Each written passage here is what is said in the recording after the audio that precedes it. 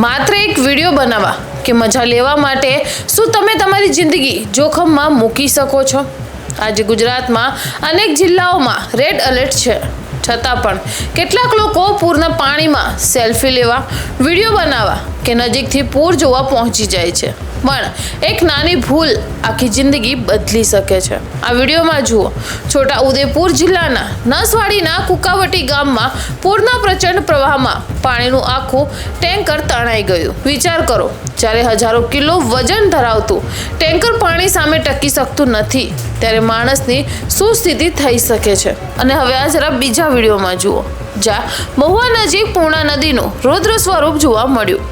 પાણીનો પ્રવાહ એટલો ભયંકર હતો કે નજીક ઊભા રહેવું પણ જોખમી બની શકે છે. દર વર્ષે આવી ઘટના પછી એક જ પ્રશ્ન પૂછાય છે, લોકો બચ્યા કેમ નહીં?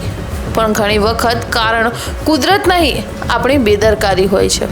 કેટલાક લોકો માત્ર રીલ બનાવવા માટે, તો કેટલાક સેલ્ફી લેવા માટે, અને કેટલાક થોડું નજીક જઈને જોઈએ એવી ઉત્સુકતામાં હોય છે. અને આ જ ઉત્સુકતામાં ઘણા લોકો પૂરના પાણી સુધી પહોંચી જાય છે.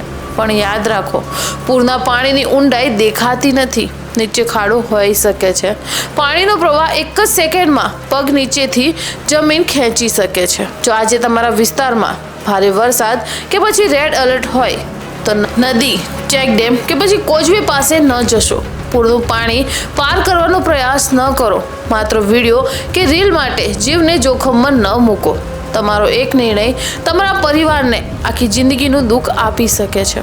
આ વિડીયો વધુમાં વધુ લોકો સુધી શેર કરો. સલામત રહો અને બીજાને પણ સલામત રાખો. ધન્યવાદ.